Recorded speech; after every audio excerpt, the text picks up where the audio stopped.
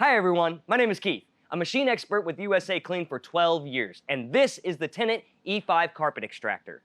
In this video series, I'm going to show you some general maintenance that you can do yourself to help keep your machine running at peak performance and help minimize the cost and need of sending a service tech.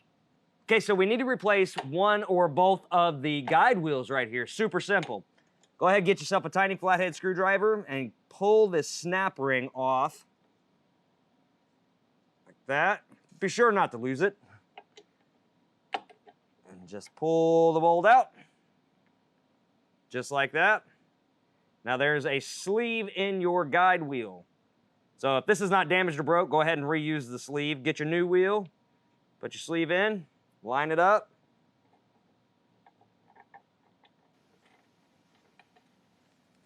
And then put your snap ring back on. Just like that, and you're done.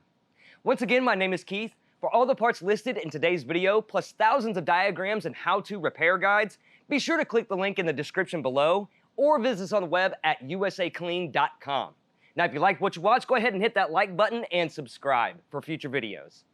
Stay safe and thanks for watching.